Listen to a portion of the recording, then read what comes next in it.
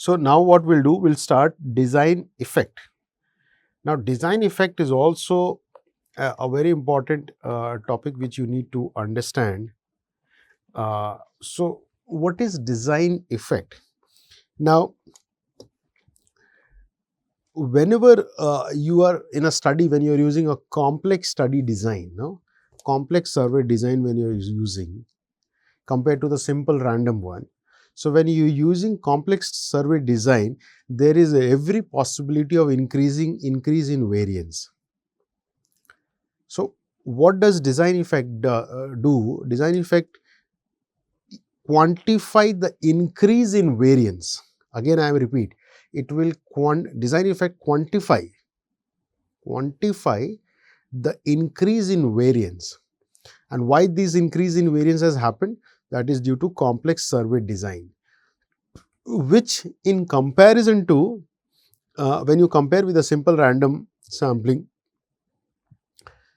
and when you are using a complex survey design, so the variance which has increased, you need to quantify that. That is design effect. So it is basically done when you are using, for example, technique like clustering, stratification, weighting, then design effect comes into play, because you want to, so you're not using a simple random sampling, you're using a very complex one, stratification, clustering, weightage also you have given. So design effect has to come into play, because this complex study design will increase the variance. So you want to know how much increase is that variance when you are comparing with a simple random one. Now if the design effect is 1, suppose the variance is same, there is no difference, the variance is same as that of simple random. But if the design effect is greater than 1, so then the variance is definitely higher than that of simple random sampling. So the complex study design which you have chosen, and if the design effect comes to be greater than 1, it means that the variance in the study design which you are using is more than that of simple random, indicating that the survey design has increased the variance. If the design effect is less than 1, the variance is lower than that of simple random sample, which is very less. It is not seen most. I hope you have understood design effect.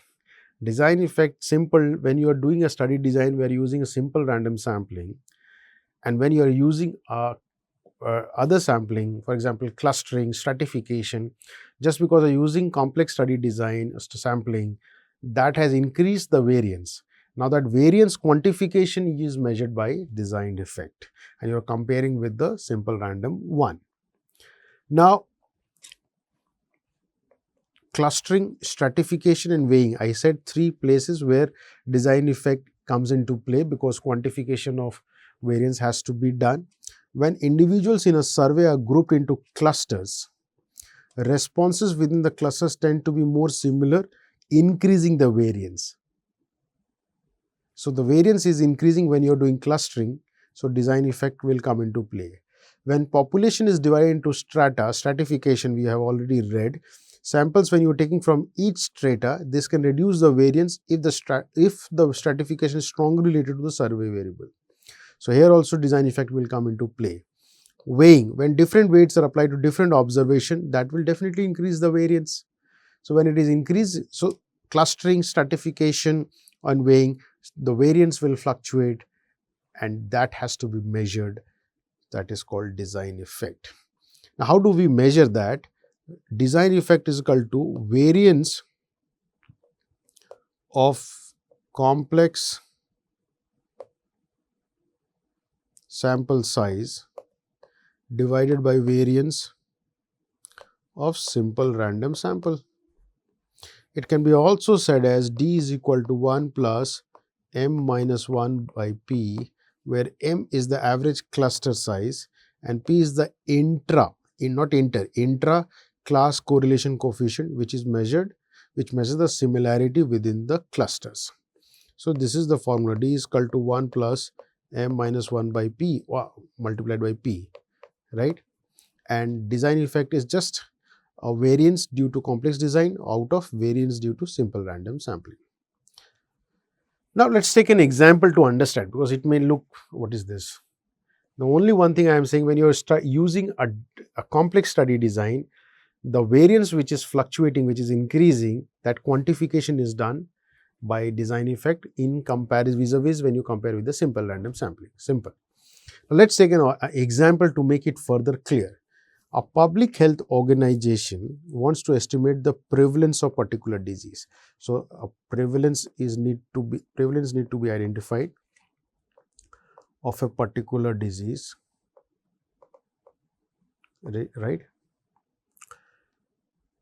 So, in a large city, so they are not doing simple random sampling. They are not doing it. So, what are they doing it? They decide to use a cluster sampling approach. Why? Because they had logistic issues and cost. They said, let us divide into cluster and then develop. They selected number of neighborhood. They made selected clusters, and from that clusters random households, and from that number of people was selected. So, the idea was to identify prevalence of a particular disease. They could have done taking simple random, but what they have done, they first wanted to cluster it. From cluster, they wanted to select few households, right? So, when this they are doing, how will they do? Let's see. So, first what they did, they made clusters. So, 20 neighborhoods, 20 clusters they selected. Within each cluster, 10 households were selected. So, one cluster, 10 household, right? So, 20 clusters,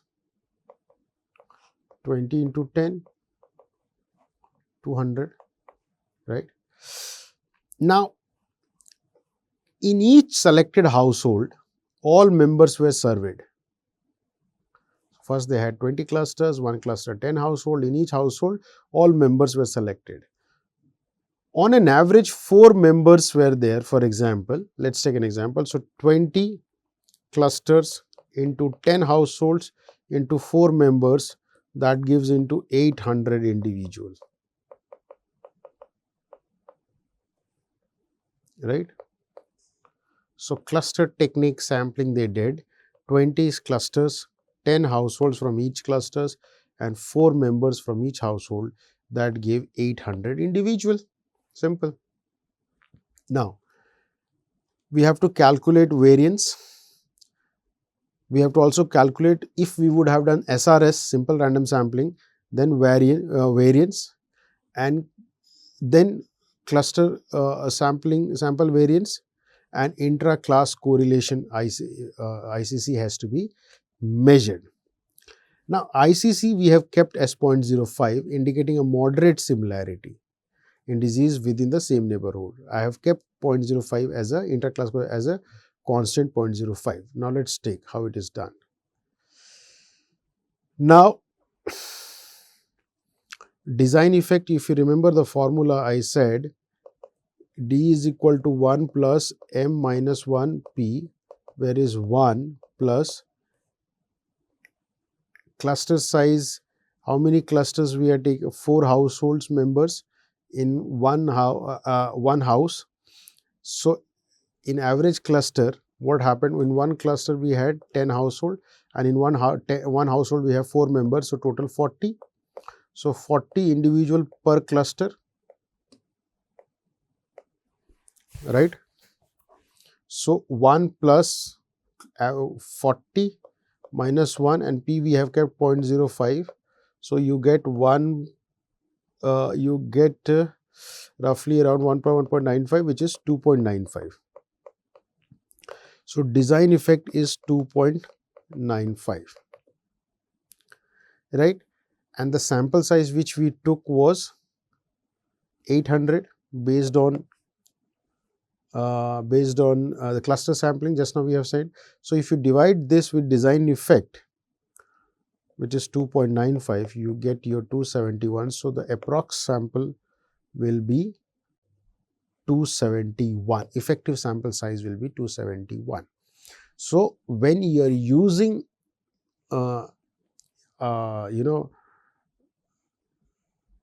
complex sampling, stratification, clustering, so that there is a possibility of increase in variance. So quantify that, what we do design effect, and then we adjust the sample size based on design effect. So if you see the example which I took, I had 20 clusters. From each cluster, I'll take 10 households, and from each household, I'll take 4 people. So 20 into 10 into 4 becomes 800 individual. Now, we have to adjust this sample based on design effect.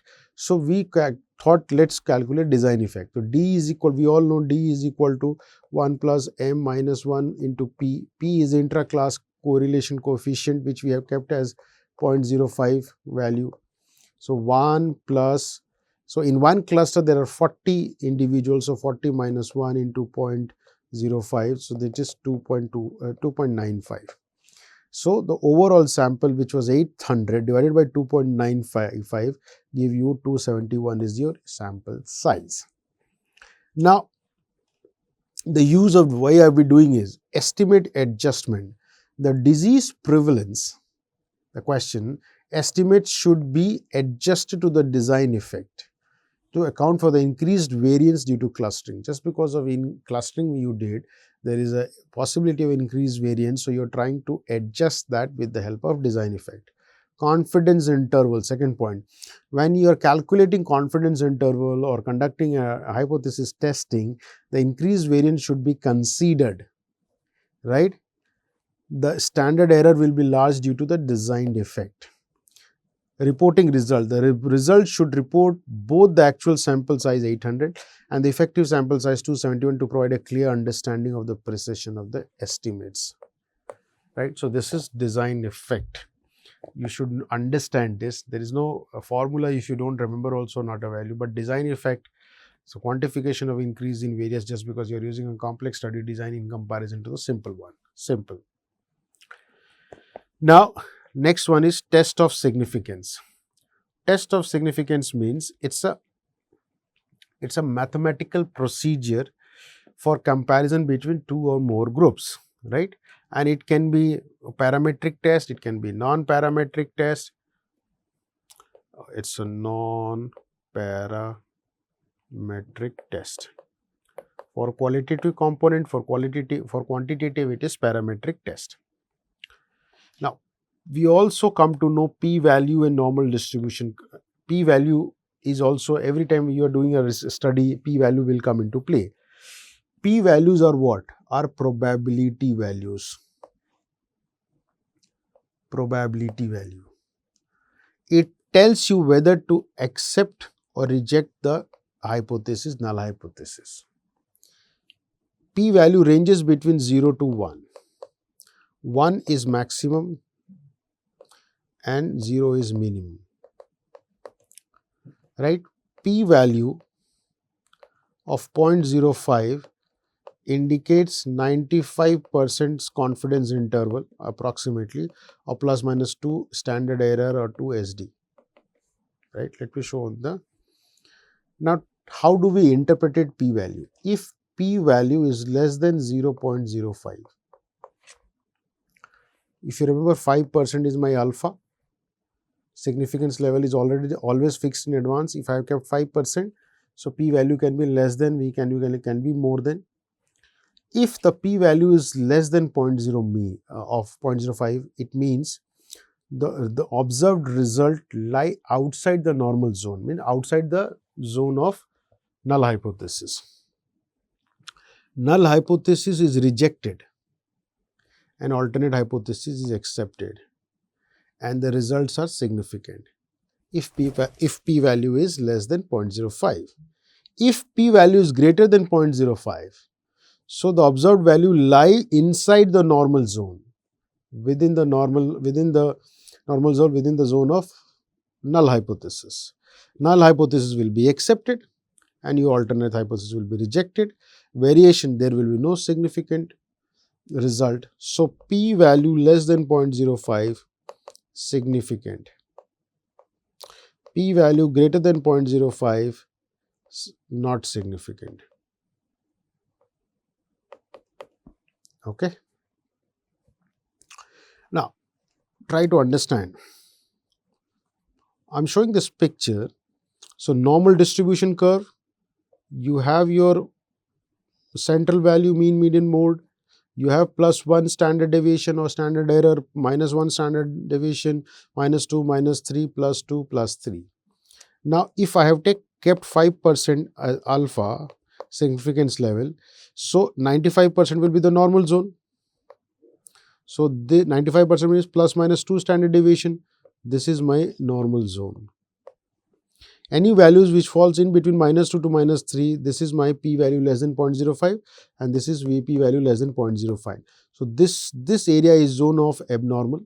This area is zone of rejecting null hypothesis. This area is p value significant. Similarly, this side also. And if you come this side, this is my normal zone. Null hypothesis accepted, non-significant value. So, everything I am bringing together within this normal distribution curve. Let me erase this for you.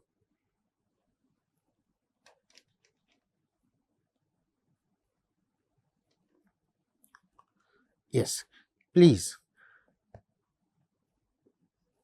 Alpha is 5%. Significance level, you have already put 5%. Means 95% is you are confident your result will be correct. And this 95% falls between ±2 SD or 2 standard error, which is this zones. So, this zone is called normal zone. This zone is considered accepting null hypothesis, non-significant zone, and p value will be greater than 0.05. Now, consider this zone. Consider this zone. P value less than 0.05, abnormal zone, zone of rejecting null hypothesis. Okay. So, this is the way p value is interpreted. Now, confidence interval. Now, please try to understand. You must have seen, now there are questions asked like 230 is your mean and 10 is standard deviation. So, what is, if I ask you what will be, if the data is normally distributed, so mean plus 2 SD, if I ask you what will be the value, so what will you do? 230 plus 2 into 10, which is 20, so it is 250. If ask you mean minus 2 SD is what? So, you will do 230 minus 2 into 10, so it will be 210. So, 210 is the lower limit, 250 is the upper limit and 230 is my mean. So, in between 210 to 250, 95% of the value will fall with the average of 230 and the lower limit is 210, upper limit is 250. Now, come to what is written. It is interval between a parameter value is expected to lie within certain confidence level, 95%. Right? It is the range that is likely to contain the population mean when so obtained from the repeated sample.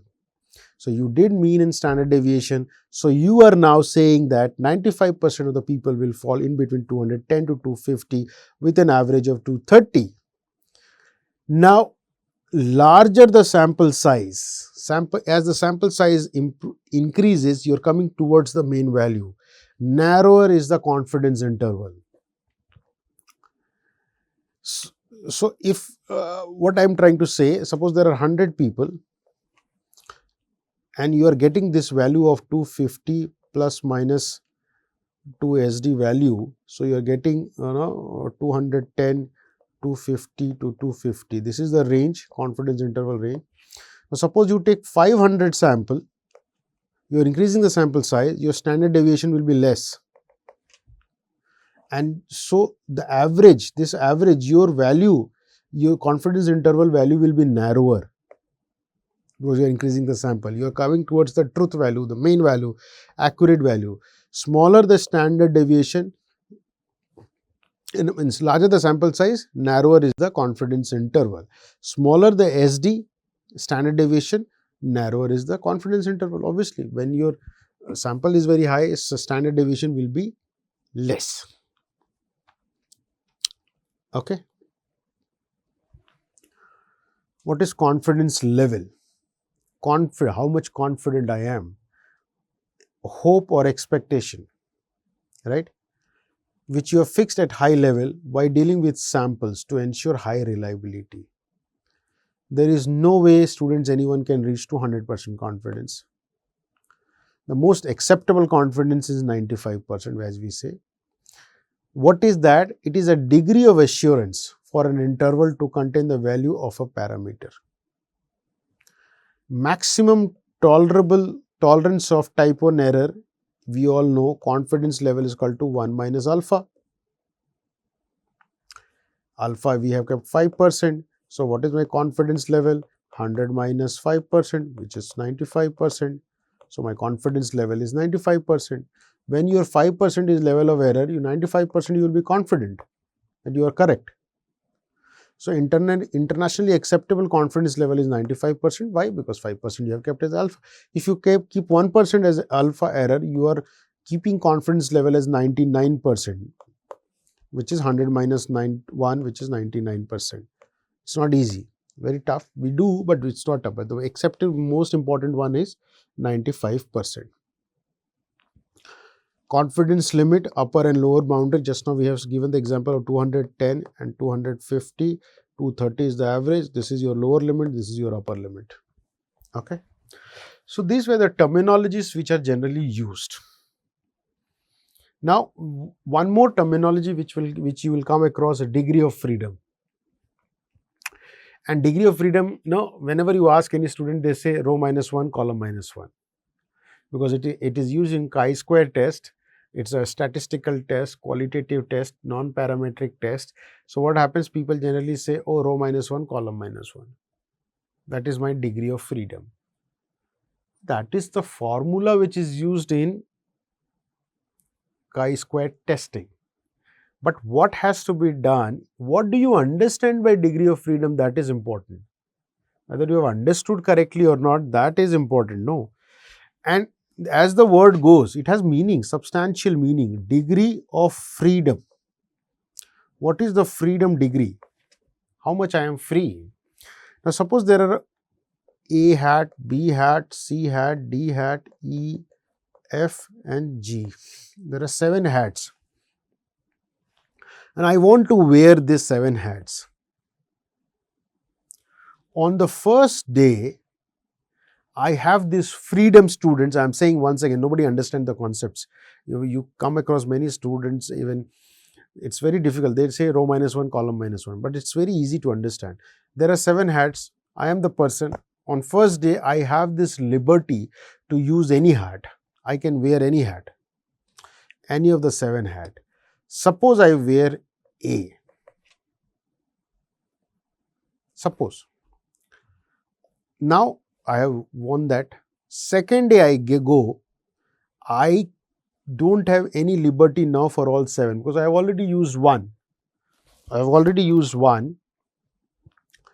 Now I am left by remaining 6 hats. So I can choose any hat from the remaining 6. Suppose I choose C. On day 3, I am left with 5 hats. So I'll choose E, and this is the way you gradually go and go. By 7th day, I don't have any choice.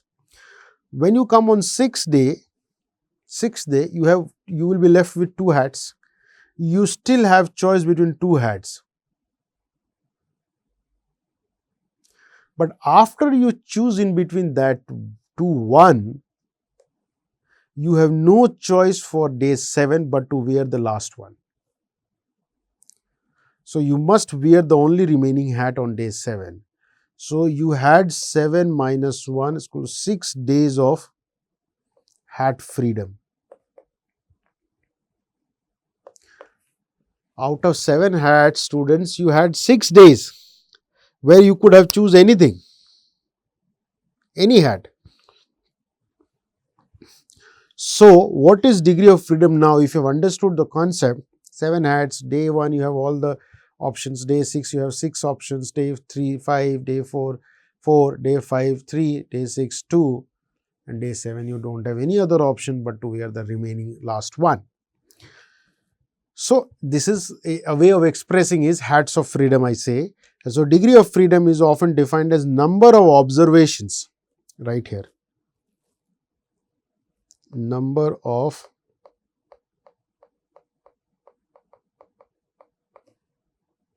in the data that are free to vary. Free to vary, they can vary when you are estimating statistical parameters. How many observations in the data are free to vary when you are doing statistical measurements, when you are estimating statistical parameters? So, how many observations are free to vary, right? How many hats you, how many days you had free of freedom of wearing any hat?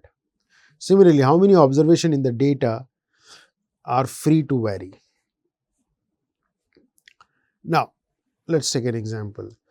If the mean of 10 values is 3.5, this is my mean.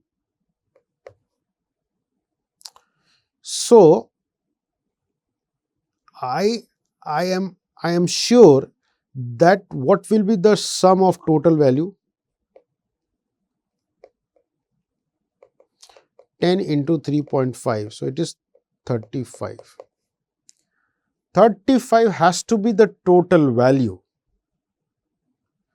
Now, in this 35, and how many values you had? 10 values. So, you can put anything, so 0.1, 0.2, 0.3, 0.4, 0.5, 0.6, 0.7, 0.8, 0.9. So, 9 observations you have put 0.1, 0.2. The 10th observation, you need to have 35. Total is 35, right? So, you kept first value 0.1, 0.2, 0.3, 0.4, 0.5, 0.6, 0.7, 0.8, 0.9. If you add this all, it is 5.5. Just add 4, 3, 7 to 9, 10, this is 1, and 9, 8, 17, 77, 24, 24, 30, 3.5. So, this is 4.5. Now, some error. 437 to 9, 437 to 9, 10, 1.0, yes, 9, 8, 70, 724, 30, 35. So, it is 3.5. So, it is, if it is 3.5 total value, if the addition of all this is 3.5, so 35 minus 3.5 will be 32.5. So, the 10th value has to be 32.5. I don't know how it is 30 here. If I am making an error, 9, 8, 17, so 2.4, 3.5. Yes, it will be 32.5. So, 32 so 10th value has to be 32.5. So, how you had 10 minus 1 is 9. 9 degree of freedom you had. You could have kept anything. I could have kept 4, 3, 2, 5, 4, 5, 4, 6, 8, 9. So, these are 9 values. So, if I add 4, 3, 7, 7 to 9, 13, 16, 20, 26, 26 and 8 is, no, so I have to keep less values. Let me erase this one. 2, 1. So, 4, 3, 7, 9, 13, 16, 20, 26, 28, 29. So, this individual values could be anything. I have this freedom, but 35 minus 29, which is 6. So, the last value have to be 6.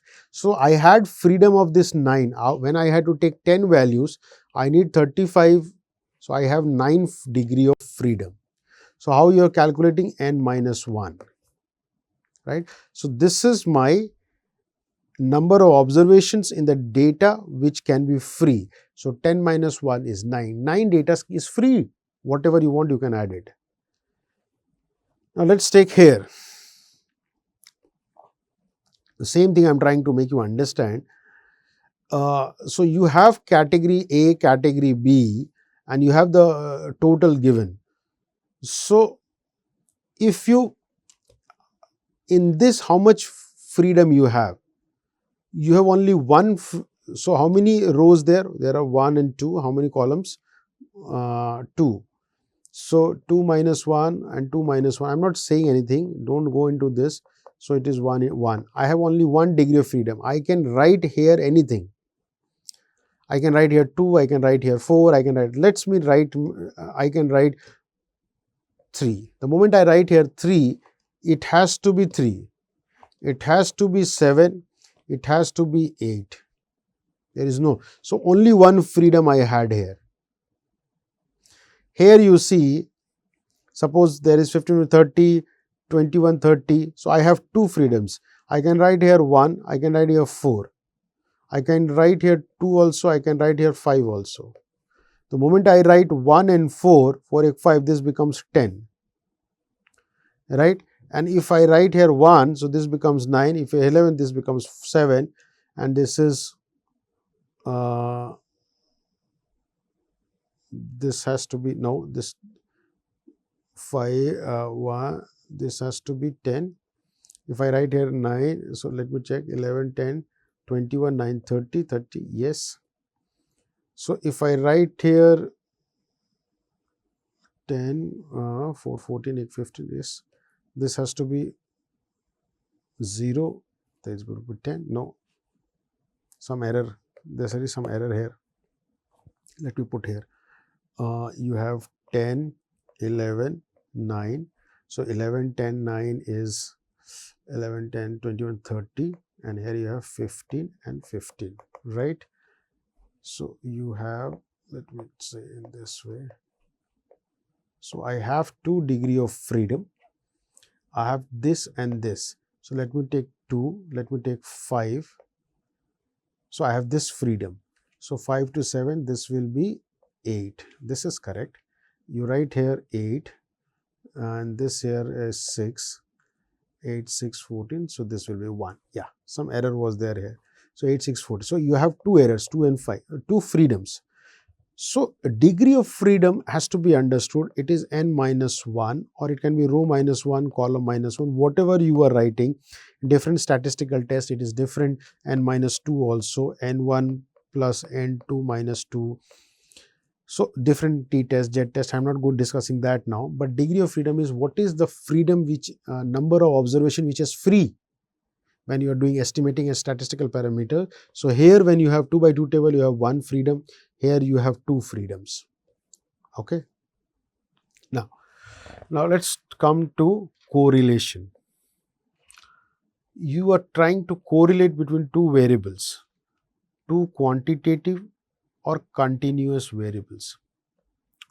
If you remember in statistics, I said it is represented by scatter diagram and it is between -1 to +1. So the coefficient is correlation coefficient, it range between -1 to +1. +1 is perfect positive correlation, -1 is perfect negative correlation. If the value is between 0 to 0.3, it is weak positive.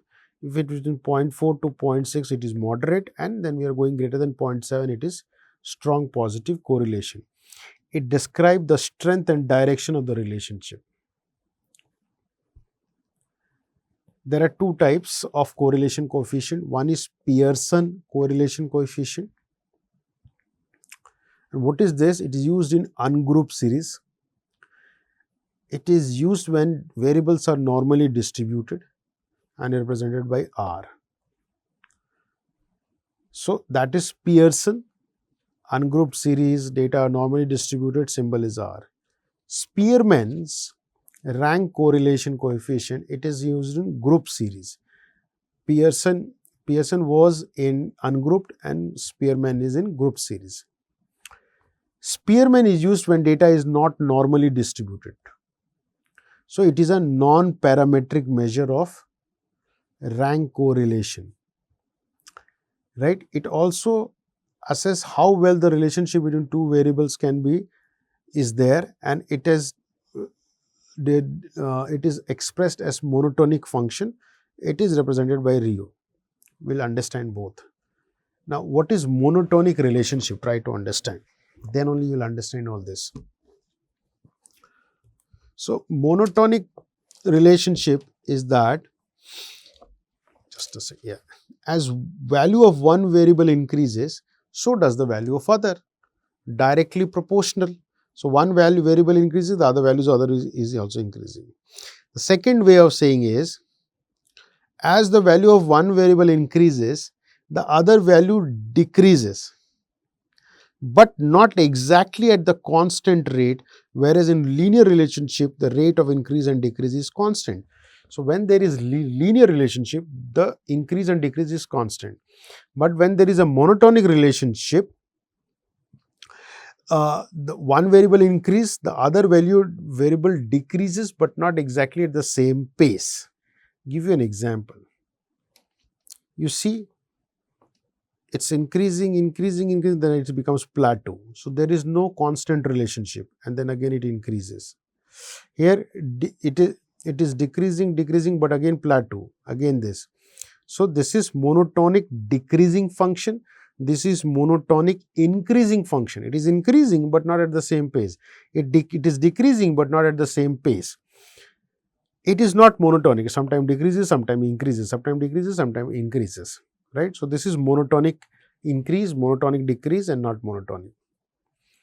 Now, let us try to understand the Pearson and Spearman coefficient. We all know it ranges between -1 to +1. When we talk about Pearson correlation, which is done in quantitative data, +1, one variable increases, the other variable is also increasing at a constant rate by a consistent amount. Perfect line you have, perfect linear line you have. So, the Pearson correlation coefficient is +1. Spearman, in this case, Spearman correlation is also +1. It is constant, no problem. Try to understand, if the relationship is that one variable increase while the other increases, but the space is not constant. It is increasing, but not at the same pace. It is not consistent. Pearson correlation is positive, but less than 1. Spearman correlation still equals to 1. Try to understand. So, when one variable is increasing, other variable is also increasing at the same rate, your Pearson, Spearman both is +1, +1, right. But in the second example, when one variable is increasing, other variable is increasing, but not at the same pace. So, there Pearson is less than 1, but your Spearman is always +1 there also. Okay. Let us take another example. What do you see here? There is no relationship, non-existence. So, there is no correlationship. So, Pearson can be less, Spearman can be also less. Here what happens? One variable increase, other variable decreases. So, Pearson is -1, Spearman is also -1. But if one variable increase, other variable is decreasing, but not at the constant rate. The decrease is not constant. So, Pearson will be not less than -1. It will not be -1. It will be less than. -1. But Spearman will be still -1. So, monotonic relationship is not affecting Spearman, but it is affecting Pearson.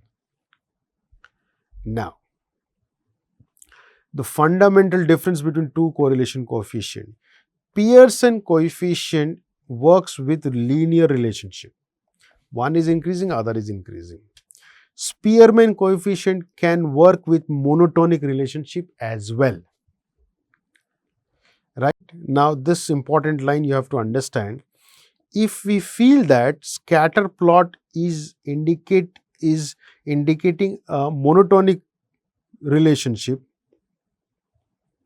if it is a monotonic, it can be linear relationship, but our best bet would be to apply Spearman, right? You have monotonic, you have linear, there is a possibility of both monotonic and relationship. Please use Spearman because it is not going to be affected. No harm would be done by switching to Spearman even if the data turn out perfectly linear, because if it is linear also, then also Spearman is good. If it is not linear, then also Spearman is good. But if it is not exactly linear, if we use Spearman coefficient, we will miss out the information that Spearman captures. So Pearson is just going with what exactly it has, but Spearman is also considering linear plus monotonic relationship. This is the fundamental difference between these two. And now the next topic is regression. Try to understand this regression, right? Now, I'll just explain this, and you have to understand, because regression is we don't go on dependent and independent variables, how independent variables have got an effect on dependent variables. Yes, that will be the outcome, but you have to understand. Now, what I'll do, suppose you are a sales manager. You are a sales manager and trying to predict next month sale. You know the sale will depend on many factors, dozens, hundreds of factors, from weather, competitor performance, many things will affect the sale, right? In your organization, there will be a lot of people saying this will influence more, this will influence that, rain will influence more, rain will influence less, promotion will influence more, promotion will influence whatever. More rain, more will be the sale, and all those things can happen. And then you can check. So, by this discussion, what I am saying, you are a sales manager. For you, the most important thing is how much sale you can do. And what are the factors which is influencing it, right? Now, so regression analysis is a mathematical sorting.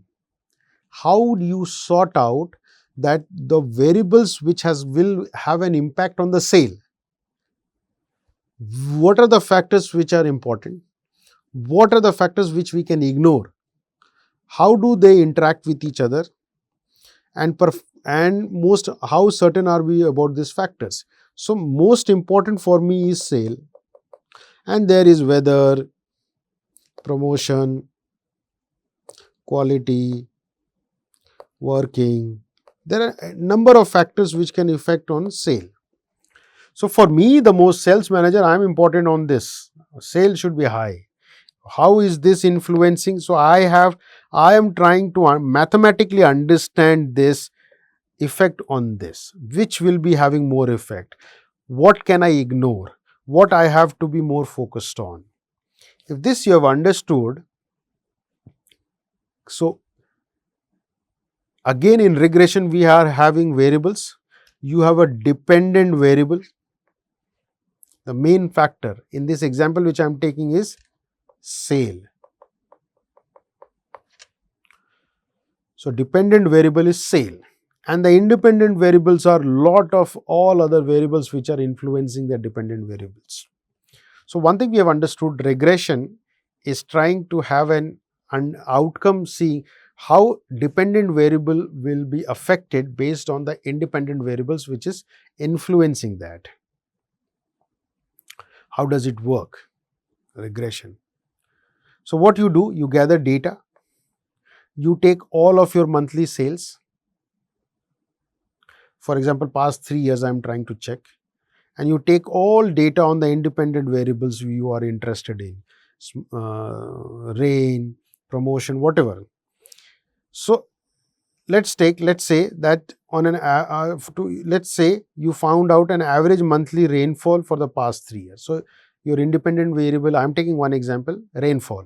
Your dependent variable is sale. You plotted the information on the chart with the sale and the rainfall, and you got some sort of dots like this. So try to understand, y axis is the amount of sale and your x axis is the total rainfall, right? Each blue dots, the dots which you're having, represent 1 month data. So we are taking for 3 months data, so we have taken all the dots. How much it rained month and how much sale you made the same month. So we have, these are the dots. So you have x axis, you have y axis is the sale, x axis is the rainfall, and it is represented by dots. Each dot is by month, it depends month data. Now if I see this, we see that what we see that sales are higher on days when it rains a lot. When it is raining, so when the raining is increasing, dots are going on the higher end side. So one impression, general impression is that as it rains more, the sale is higher on those days. Okay, fine, good. But if it rained 3 inches, do you know how much you will sell? If it rain 4 inches, 5 inches, or if it is raining more, if it is quantifying the rain, how much increase is the sale? Can you do that? One general impression is that as the rain increases, sale is increasing. But if rain increases by this much percent or this much unit, what will be the effect on the sale? That I have to see. So what I do, let's draw an imaginary line through the chart, which runs through the middle of the data points. This line will help us to answer with certain degree of certainty how much sale will increase with certain amount of days. So you are quantifying now. Earlier you made a general impression, as rain increases, sale increases. But now you are trying to draw or quantify that. How much, if rain increases by this much, sale will increase by this much. So this line which you draw is called regression line, and it is drawn to show the line that best fit the data. And this line indicates the best relationship between the independent and dependent variable. Okay.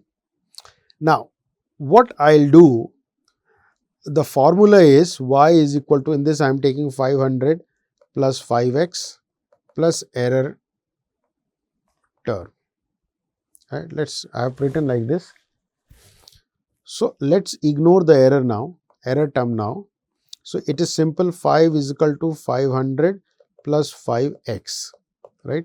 So y is my sale and x is the independent variable, which is rain. So whatever x value will be, y will increase in that amount. Now let's return to the error term. So seeing y is equal to 500 plus 5 into x, I am tempted to say that rain has a big amount on sale. If for every inch you get 5 more sales, for every inch you are getting 5 more sales. But is this variable worth your attention? Is it important, that much important? That will depend on error term. A regression line, the line which we have drawn, has an error term, because in reality, independent variables are never perfect with it. You cannot every time say as the rain increases, sale will always increase. Independent variables are never perfect predictors. But it is predictor but not perfect predictors. It is an estimate. So error tells you how certain you are about the formula, right? So larger it is less certain. If the error is more, you are less certain, right? Now the above example has only used one variable to predict the dependent variable, which is my rain. The example which I gave you, rain to predict sales. But you can also check the effect of multiple independent variables on the sales. You can do that by regression analysis. It's not only one thing which you can do the similar way, you can do multiple variables, independent variables effect on the dependent variable, which is rain here, which is sale here. Now, if you have understood why I gave this background, because regression is not easy to understand. So in simple terms, even if you forget, one thing you will remember, that okay, the most important thing for me is what? And is sale, in this example, is the monthly sale, and how it is being influenced by what are the factors which are influencing. I just want to check that, right? And then you have to quantify that effect. So change in measure. So what is regression? Change in measurement of variable. It gives a structure of relationship between two quantitative variables.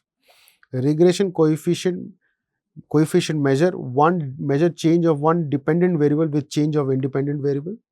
So the formula is y is equal to a plus b into x, right? So y is your dependent variable and your x is your independent variables,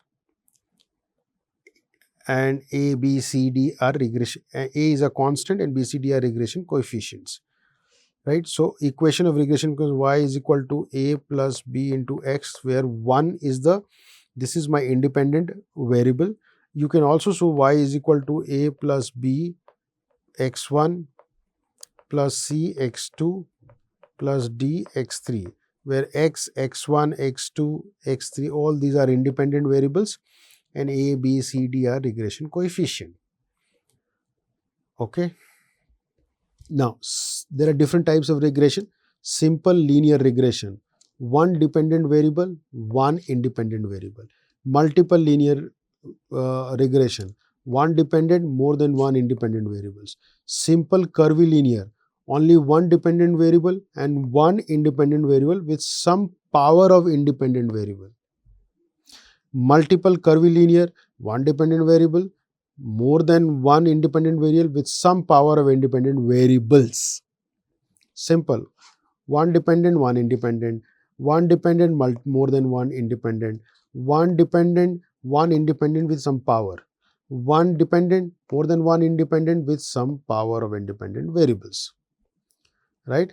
So simple, how do you write simple linear regression equation? Y is equal to a plus b into x, where only one is the independent variable. Multiple linear regression, you are writing more than one variables. You have simple curvilinear, one independent variable with some power.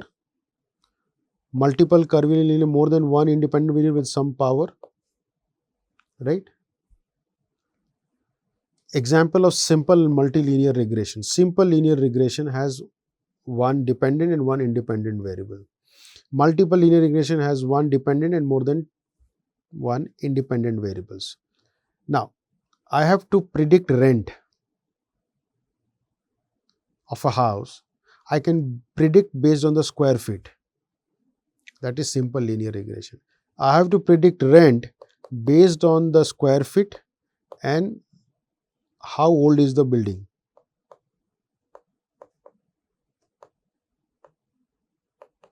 So this is what multiple linear regression. You are taking more than one variables on the dependent variables, right?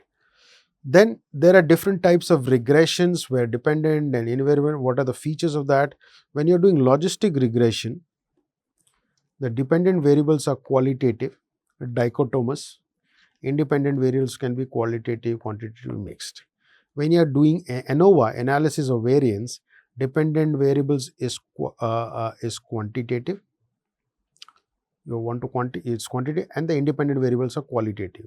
When you are doing ANCOVA, analysis of variance and regression, both. So dependent variables are quantitative, but independent variables are both.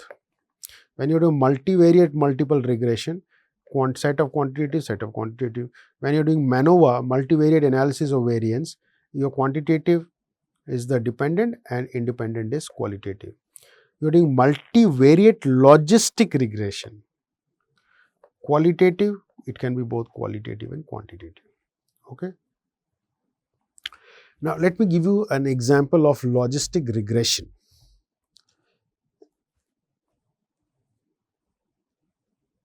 So whenever emails are sent, so you must have seen there are many emails which goes in spam,